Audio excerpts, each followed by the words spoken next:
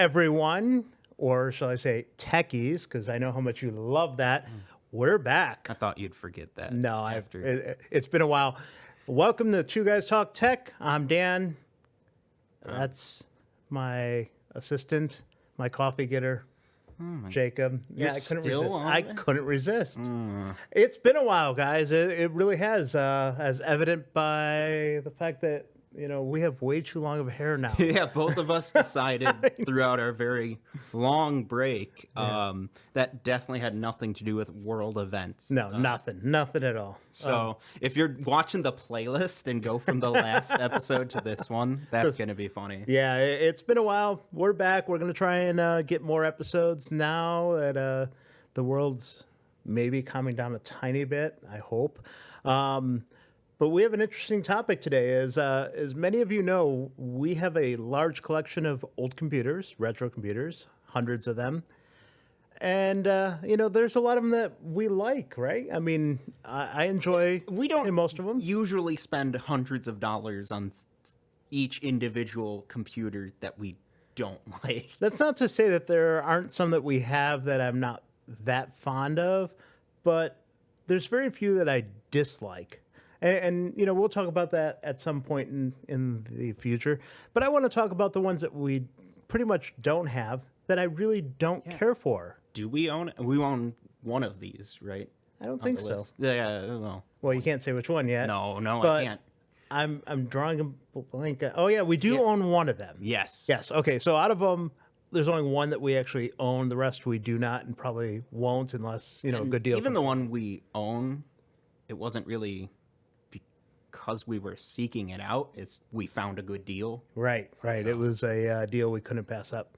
So these are generally computers that people like. So I really hope people don't get mad at us for saying we don't really. And a lot of our dislikes for these could be aesthetic based. It could be that there's comparable things that we find better. I mean, there's things. I don't think we're saying that they're universally bad computers, and I think most of the ones that we they've just aged poorly. It could be. But I think a lot of people in the comments will probably say that they enjoy these particular units that we've picked, and that's all right. I mean, that's part of the fun of this. Is I'd love to hear people disagree with me on these. Yeah, So I guess I'll go first with my first. I have one request before we start, Sure. not to derail you, but this is our first episode in forever, and I have one request for you out there. Please give us some ideas for what we should talk about next time. Yeah, we're not very creative people. Well, I don't know about that one, but it's hard to come up with new ideas all the time. So, we'd love to hear you guys' input. So on to our list. Yeah, and you said you wanted to start? Yeah, I'm going to start. Okay. All right, so the first computer I'm going to pick is the Macintosh 128 Plus, or there's like three different models. There are, the compact, all-in-one with the handle. I guess I'd call them traditional Macs. Yeah, but nothing really after kind of followed the styling of them. Yeah. My biggest complaint about them, by far, first of all, I'm going to say I'm not truly a fan of all-in-one computers. They have their place and whatever, and I'm sure we have some in our collection that I'll be like, oh, I kind of like that one. Like, you know what? I kind of like the original iMac. It's an all-in-one. Who doesn't? But I'm not, in general, fond of all-in-one computers. With that being said, what I really hate about these computers is they use a 9-inch monochrome display on a computer that supposedly was really good for graphics. Yeah, I think a lot of people who've never interacted with one in person just see like pictures of it and kind of figure the screen's a reasonable size. But no, the computer's actually quite small, and the screens are tiny. It's kind of a shame. The other thing is they're really hard to work on because of the all-in-one design, and you have to be careful because of the CRT. You do not want to kill yourself while working on a Mac. Right. Please don't have that in your obituary. Right. And for the time, they were very expensive. They retailed for like $2,600. Yeah, they were expensive computers. At the same time, You could get like the Tandy 1000 TX for like $1,000. Now, granted, you had to buy a monitor, but what's that? Another $300-400? You're still at half the price almost. Or what about an Amiga if you need it for design? That's a great computer for design work. So, as some of you may remember, I know nothing about Amigas, so I'm going to say I have to defer to you on that. Yeah. It's the one area. Commodore and Amigas are the one area of computers I just know so little about, and I feel like I'm not a good judge of character on how good they were at the time. So, but yeah, I truly can't stand the design of these things. I mean, they and I guess the whole idea was with the handle they could be portable, and as you'll see from later on my list, I'm just not a fan of that concept, first of all. But why go with such a small, tiny monochrome screen? The Apple IIe had color graphics, right? Yeah. And what was it, a 12-inch screen on the the IIe? Yeah. And then you go to Around a that 9-inch? size? I don't know exactly, but yes. Yeah. I think I'm going to say this. I don't know if you'd make this hot take. I think the original era Macintoshes are very overrated. Absolutely. All of them. I think it's, people get caught up by the iconic commercial and, they worship Steve Jobs. And because of that, they kind of get associated with this was the best computer ever. Right. I think they're kind of lame. I agree. It's not something I'm into. Especially when I think about the fact that the poor Apple II GS had to die for their sins. Right. I mean, and let's not even get started talking about the Lisa, because that's a whole nother thing. So, one of the things we like to talk about is, can you find these on eBay? And I did do a search and looked, and there's quite a few that you can find on eBay of the different models, anywhere, about $300 all the way up to, $3,000, depending on if it's known working and has all the accessories or whatever. There's a lot of repair work that can go into those. So I'd probably avoid the as-is ones. Yeah, the untested as-is market, I think I would kind of stay away from that. And you know what? I'm going to say this. If one comes along at a good deal, we will probably add it to our collection.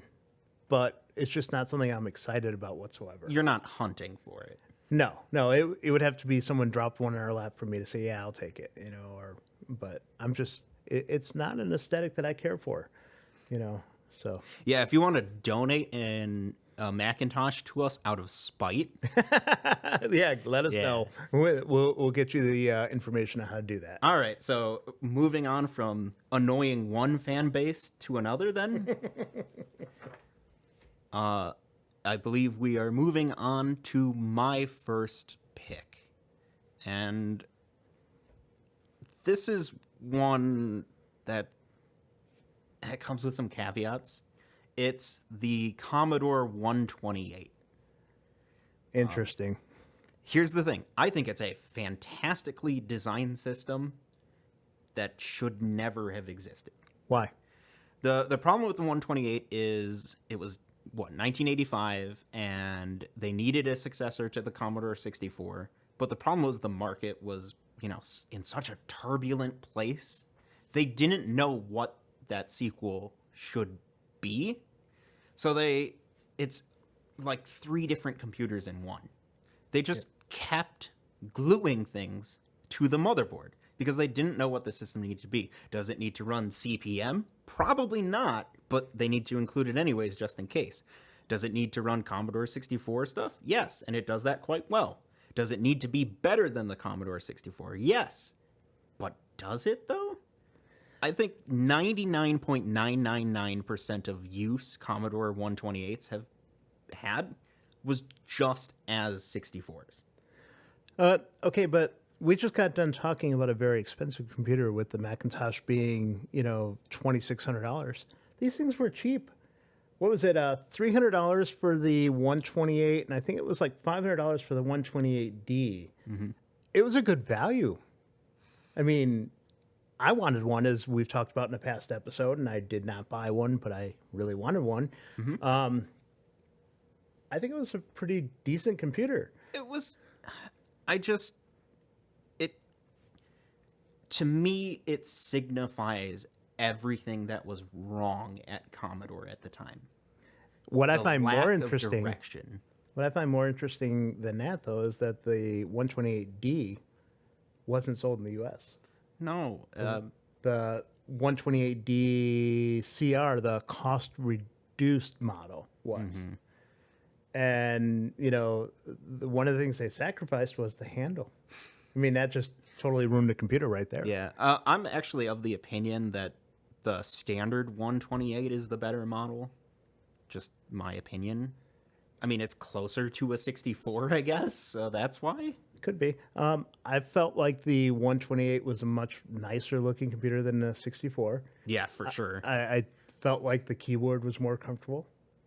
I liked the D because I like the the disk drive being built in, but I mean, I don't think this one deserves the hate that you have Well, for it. I think we can disagree. I'm not, fire and fury, brimstone. I hate this.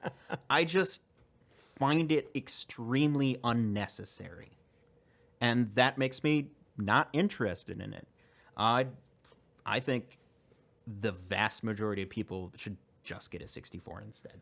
So again, we always like to look at eBay and see what's out there. And I did look, and there are quite a few of the 128s, typically for about $250, anywhere up to $800 for one that's fully working with some accessories. The D model, though, there are very few, and almost all of them are international sellers selling them. But this is something that I'm surprised we actually don't have in our collection. Yeah, Because maybe we'll pick one up. we have many of the other Commodores in the collection, but not that one. Yep. What's next on your list? So, I already made the Macintosh fans unhappy. I'm going to take it up a notch. I know that a lot of people like this computer. The IBM 5150 is my next on You the list. put one of the most iconic computers of all time on your list? I did. Wonderful. We're not going to get any negative comments on this video. All right, so I'm not even going to talk about, I think the IBM PC revolutionized so much in what we do in computers. And you think about it, the form factor of the 5150 is something that we pretty much hold true now. Disk drives, where they are and such. Here's what I don't like about it. I don't like the metal case. I don't like the fact that it weighs way more than it, it's dangerous to move. They're beefy. I don't like the black disk drives, which, a lot of computers do that, like our Tandy 1200 has that. Yeah. I think the 1200 looks very much like the... Yeah, it's very clearly an homage. Right. And it weighs a ton, And it just weighs a like ton. the 5150. Yep, metal case. And I don't like the fact that the disk drives are set back in, the thing. And I think that aesthetic kind of stayed with the IBM models up to, I want to say it was the 5170 where they, went with the beige disk drives and they did looked change much things more like what we are used to computers looking like. The 5150 feels very industrial. It absolutely feels like the type of thing IBM would make, the suits at IBM. It's very on brand for them. I think I do have something to throw on, a point that I don't think you might have as to why you're right. Just get a clone. Right. There is no shortage of 5150 clones out there. So I've already, probably offended half our audience, but I'm going to take it a step further. A lot of people love the keyboard that came with it, the Model F. Wow, you really want us to get hate. I'm not really a fan of the Model F keyboard. I do like the Model F and most Model M's. Some of the later ones are eh. I guess my only complaint is the way that they do the function keys on the left side and in two rows. I'm glad that we figured out that the function keys belong on the top. Thanks, Tandy. you know, so not really, not really a fan of that. And I know how much you love keyboards, so Yeah. I mean that's kind of like Tell your you favorite. what, not the type of keyboard you'd want like in a computer lab or library, or you'll be hitting max decibels in the room from everyone typing at the same time. It's loud. But that's what a lot of people like about it. Yep. So did my eBay check on these as well, and there are systems out there, system by itself for 250 all the way up to about 500, and then about $800 if you get it with monitor and keyboard and everything. Yeah, the whole shebang. Yeah, I did notice there were a lot of them listed with no keyboards, which Right. is Because interesting. the keyboards sell for quite a bit on their own, I'm sure, so people part them out. Right. And again, this is one of those computers that if the right deal came along, we'd buy it in a heartbeat, right? Just because it's important. Right. But aesthetically, it's not my favorite. I look at our Tandy 1200 and I'm like, it just doesn't excite me at all. So, and this, they look very similar. You bought a PC Junior before you bought. And actually, the PC Junior has some of the same design language as far as, the front.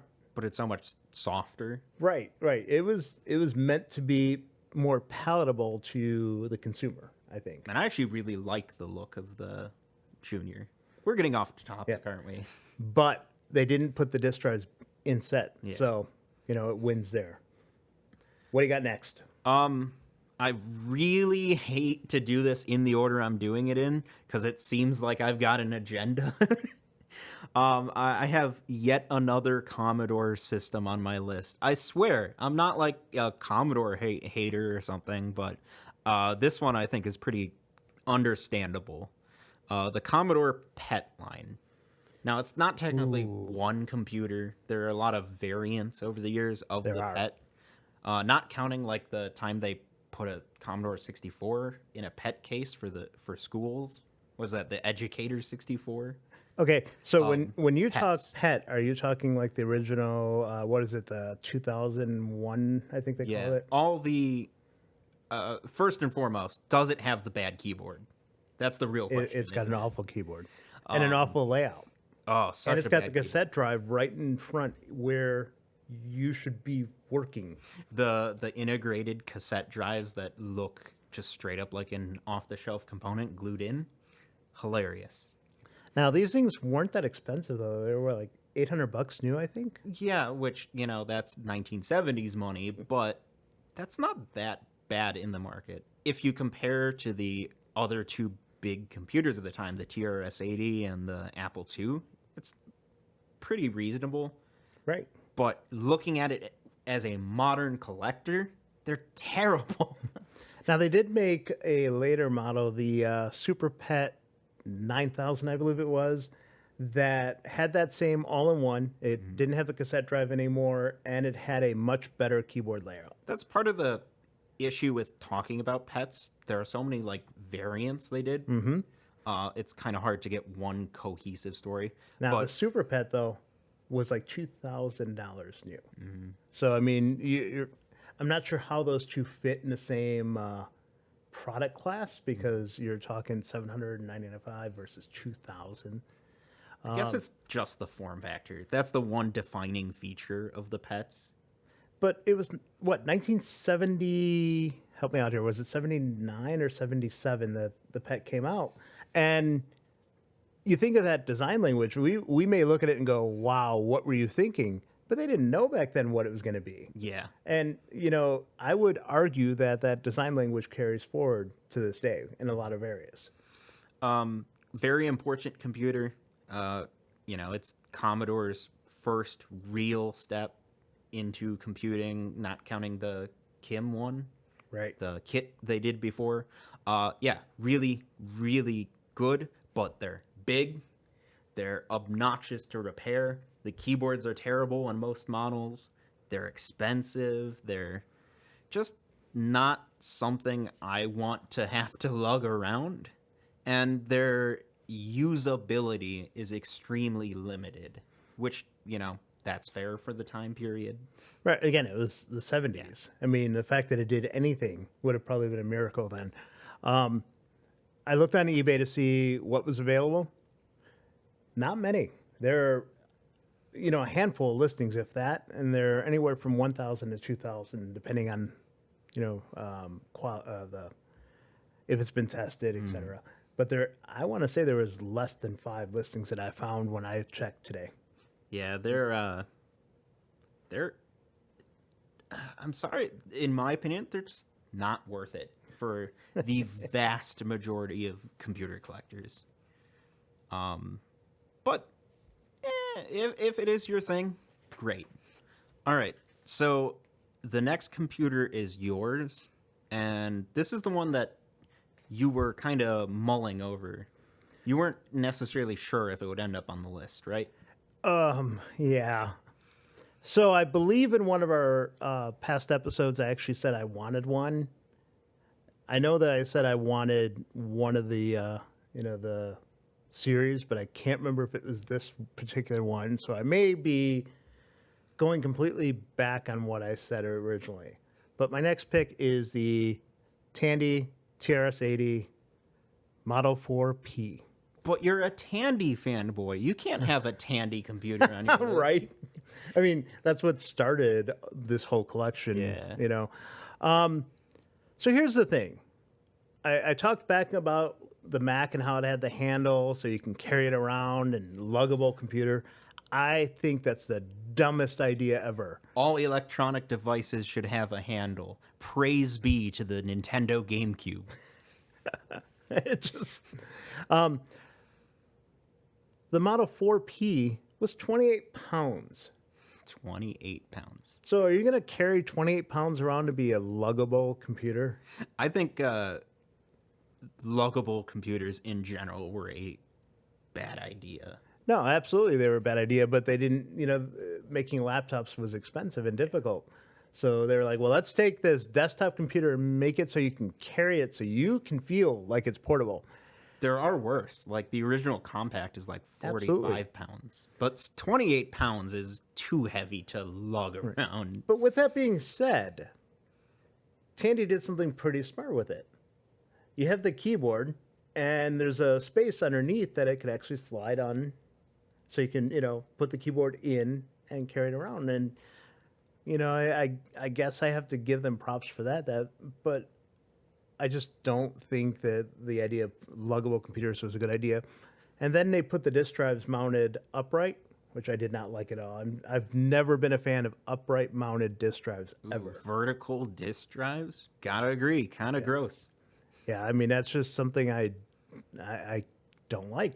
So I guess that's, like I look at the 4, the Model 4, and I look at the 4P, and I have totally different instinctual reactions to them. Like I'm like, oh, the aesthetics of the 4 are good, and I look at the 4P, and I'm like, yeah, I don't like it. And again, this is just purely probably on aesthetics. I don't think it's a bad computer, Other than being a little pointless. right? But I can't get over the way it looks. I just don't like it. Yep. I think that's pretty fair. So one difference between the 4 and the 4P is they got rid of the cassette interface, which for TRS-80, it's kind of a thing, I think. Because, a lot of people probably had their software on cassettes from, like moving. guaranteed that's how all software was distributed for the TRS-80. Almost all. Well, I don't know. But I'm not going to make a definitive that statement. was one of the things that they got rid of. Now, I did look on eBay, and there are a few of these. There's a few of the 4s and the 4Ps. And you can get one of these 4Ps for, $200 to $500, depending on, again, has been tested, whatever. And again, it's probably one that if the right deal came along, we'd add to our collection. But I 28 pounds, man. The other thing is, I always get worried with the early portables because their attempts at miniaturization kind of... I don't think at 28 pounds they miniaturized anything. Yeah, I suppose. But they're kind of shoddy. And I notice a lot of your early luggables have a lot of problems in, now. Again, like the original compact. Yeah, or portable Osborne's. yeah. All right. So you pick something else Yes. interesting. And unintentionally, my final item also has a handle. What I'm seeing a theme here. That means I did three of not them. pick it because it has a handle. So 3 out of the 6 we picked have handles. Are we anti-handle? No, we're pro handle. Did the one Commodore 128 regular have a handle? I have no idea. I think it might have. So we don't- might have actually gone 4. I don't think so. I don't know. Well, okay, so the 128D originally had a handle and they removed it. So maybe the 128, you guys will have to let us know. But if that's the case, then we went 4 out of 6 with handles. So I think we have a problem with handles. What do you got? So I picked, and this is the one, we were talking about this way earlier in the episode. This is the one we actually own. I picked the Apple IIc. Huh? Why? Yeah, I'm actually surprised with this one. This is the one pick that I didn't expect to be on your list. Here's my reasonings. Let me lay them out for you. One, as a modern collector, it doesn't have that same specialness that the traditional style Apple IIs have. The larger case form factor. It's the type of thing where if I invited someone here and I had one of our Apple IIes or something set up and said, "Hey, you want to play with this?" They'd be like, "Whoa!" Yeah, we get that reaction all the time for our Apple IIes, the Platinums and the Pluses. And the Apple IIc? It's an interesting point. Yep. I looked it up. The 2C retailed for about $1,300 new. And shortly after that, Franklin came out with their Ace 500. And there's point number 2, isn't it? And it had, I think it was 512K of RAM, if I'm remembering correctly. And then Laser came out with the Laser 128, basically the exact same Point computer. number 3. And they were considerably less expensive. Yeah, and I think overall, they're both more interesting systems than the 2C. I also really don't like the 2C's keyboard. Some people love it. I think it's a very polarizing keyboard. I find it too squished in. So the Laser and the Franklin were about $700 each. So half the price almost. Yep. We have both in our collection, although the Laser so we have all 3 of them in our collection. Yes, we do. But the Laser 128 is hurting. Our Laser 128 is possibly the worst condition computer in our collection. It's quite sad. Yeah, and it's a shame because, I really wanted that one to work. The Franklin is in good shape. Yeah. But, I guess, so the point I'm making is I would have not spent the money on a 2C. No. There's no way. But when the Franklin came out, I absolutely would have and almost did back then. The 2C is one of those cases where I absolutely see what Apple was going for, and I totally get it, and I'm sure people love it, but it's not what I want out of an Apple II. I would rather use any of the clones, or a 2 Plus, a 2E, or a GS. We know that I love the 2E, so it's one of my favorite. The 2C, I just don't like the form factor, and it was expensive, and they yellow like crazy, and they're okay, but that's not really its fault, but okay. 2C, you don't care for. yes, Macintosh, we don't really care for. yes. But you like the GS. Well, all right, I'll save my thoughts for the 2GS because I'm writing the script for it right now. So Okay. that's going to be. You guys will have to watch one. for that. The 2GS is, but it's also extremely cool. We'll have to wait and see, but I just think it's funny that you kind of jump over. You go from the 2C to it is funny. Yeah. What's most funny though is the fact that we had both of those came out after the 2E, Right. yet the 2E outlived both of them. and was Well, the produced for 2E much had longer. a long lifespan. One of the longest of any computers, especially when you consider the 2E models aren't that different from the 2 Plus. Right, right. That form factor is one of the longest, most endearing, and most iconic of all time. And we have 4 of them. And I gotta be honest, that's a decent chunk of the reason why I like the Apple II. I like the games on the Apple II because they're so unique looking because of how weird the Apple II's graphics are. Right. But like a lot of it is the vibe of the Apple II I like, and the 2C doesn't have that. Yeah, I guess I agree with you. So Yeah. So if you're a huge 2C fan, if it was your first computer or whatever, I'm sorry. It's just not for me. again, we're not saying these computers are awful. No. We're just saying that they're not ones that we generally are excited about. And it's a shame because we own a 2C in its box with the monitor in its box and the monitor stand. a You can't ton of forget that. accessories. Oh yeah, the monitor stand. We even have a boxed mouse for it and some very small RAM expansion cards that like barely add anything.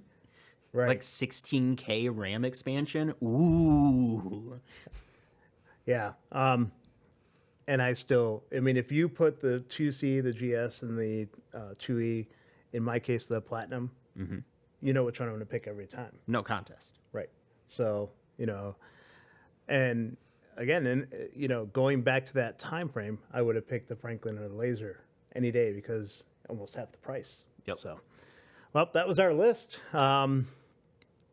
It was kind of fun going through and looking at them. And, there were many computers I could have put on my list that, are ones that we probably won't own, and there's many that were like, very unique kind of computers. I was looking for more computers that had mass appeal when I made my list. I was really, really tempted to put on my list just everything that Apple did between like 1986 and 1996.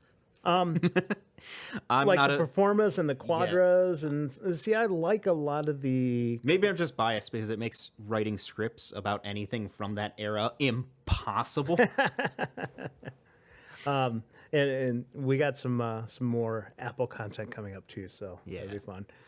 All right, well, that's our list. I hope you guys disagree with us and Yes. let us know what you Please get think. mad at us in the comments down below. And as I said, if anyone has any of these they'd like to donate, we'll take them. We're not saying that we wouldn't, but they're not ones that we'll probably add to our collection anytime soon, other than the 2C. I would love to know what computers out there you guys just don't vibe with. Absolutely. And I said there were, as I was doing my research, there were so many that I could have added, but I wanted more of the mass appeal ones. It's like, oh, whoa, you don't like the Mattel Aquarius? Ooh. Yeah. Yeah, and I disqualified a lot of computers based on keyboard alone. So like the Timex Sinclair and Yeah, if there's Aquarius, like one single element you like- didn't like. yeah, and it's like we all know that they have. If those anything, I shortcuts. like those systems because of how terrible they are. Like, I love showing people our Timex 1000 and saying, here, write on this, Right. All right. Well, that's all I got. So you want to, tell everyone how they can, contact us? Yeah, absolutely. The best ways to get a hold of us is either just in the comments down below, or one of the best things you can do is join our Facebook group where we talk about retro computer stuff all the time. We do also have a Discord server. We're active on there all the time. You can find us and message us and say, hey, I think your opinions are terrible. Yes. And the other thing that I'd love to point out right now is that we have a Patreon. If you'd like to support us so we can afford buying terrible computers we don't even like, then you can support us there. Absolutely. And until next time, see ya. Goodbye.